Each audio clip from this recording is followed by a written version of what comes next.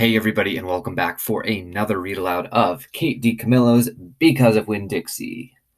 All right, we are on chapter 5. In chapter 4, it was kind of a heavy chapter. We learned all about Opal's mom because the preacher told her 10 things about her mama. Some of those things were kind of sweet and funny, like how she wasn't a very good cook and that she would burn everything that she cooked, including water. But some of the things that her dad mentioned are kind of heavy things, like her mom was kind of an alcoholic, somebody who drinks too much alcohol. Um, so that makes Opal probably wonder, like, what's her mom really like? Is she a good person? Is she not? It's hard to tell.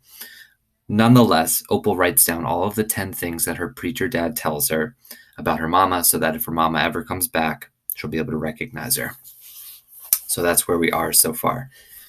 Chapter 5. Winn-Dixie couldn't stand to be left alone. We found that out real quick.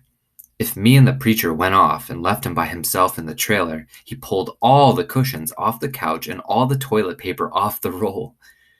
So we started tying him up outside with a rope when we left. That didn't work either. Winn-Dixie howled until Samuel, Mrs. Detweiler's dog, started howling too. It was exactly the kind of noise that people in an all-adult trailer park do not like to hear. He just doesn't want to be left alone, I told the preacher. That's all. Let's take him with us. I could understand the way Winn-Dixie felt. Getting left behind probably made his heart feel empty. Now, why would Opal be able to empathize with Winn-Dixie about being left alone? Who's left her? Her mama. So Opal kind of understands what Winn-Dixie's going through when they leave Winn-Dixie there all by himself. After a while, the preacher gave in, and everywhere we went, we took Winn-Dixie, even to church. The Open Arms Baptist Church of Naomi isn't a regular-looking church. The building used to be a Pick-It Quick store, and when you walk in the front door, the first thing you see is the Pick-It Quick motto. It's written on the floor in little tiny red tiles that make great big letters that say pick, pick, pick, quick, quick, quick. So it's kind of like a dollar store. You go in, they have everything you want, but they've converted it into this church, and this is the church that her father preaches at. The preacher tried painting over those tiles, but the letters won't stay covered up, and so the preacher had just given up and let them be. The other thing about the Open Arms Baptist Church that is different from other churches is there aren't any pews. Pews are what you sit in church, those long wooden benches.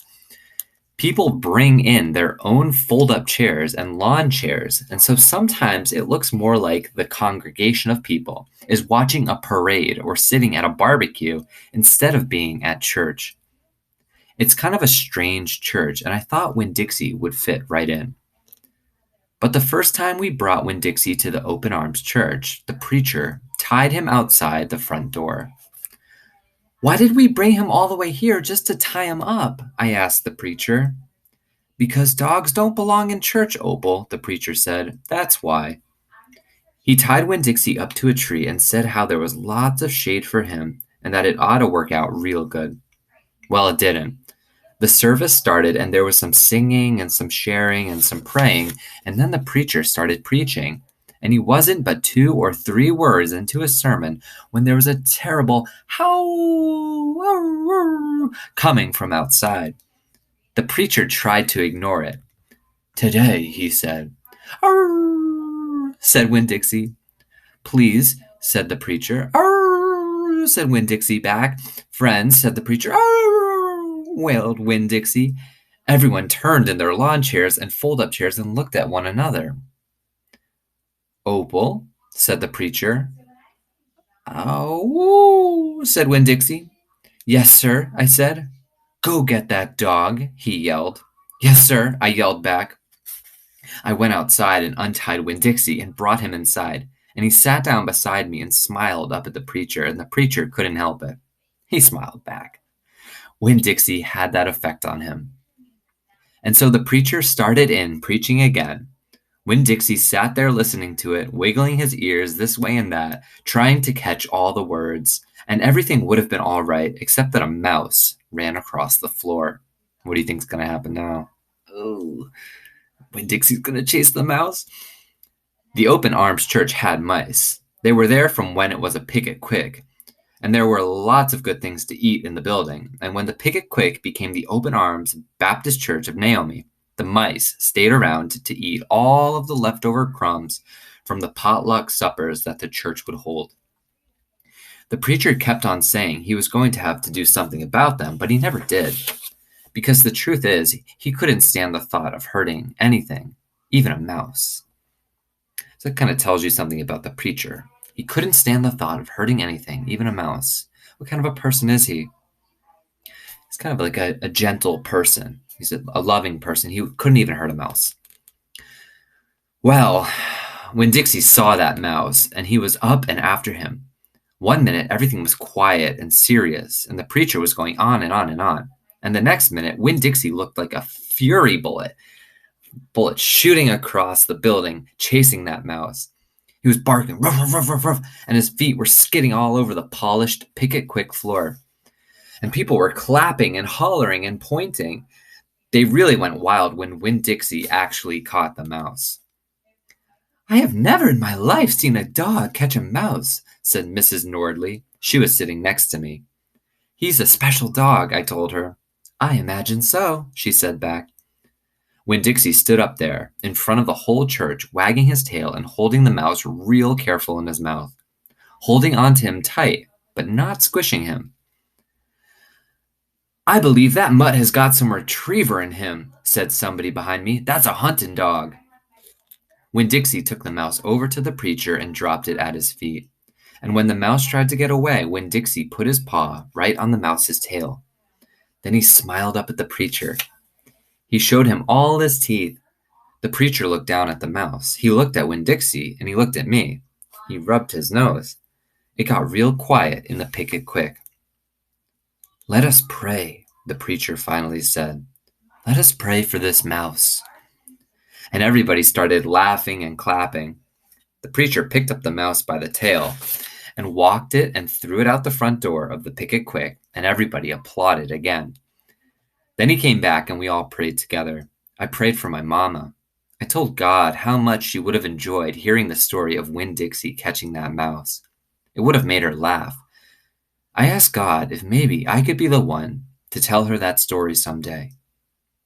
And then I talked to God about how I was lonely in Naomi because I didn't know that many kids, only the ones from church. And there weren't that many kids at the Open Arms Church, just Dunlap and Stevie Dewberry, two brothers who weren't twins but looked like they were. And Amanda Wilkinson, whose face was always pinched up like she was smelling something real bad.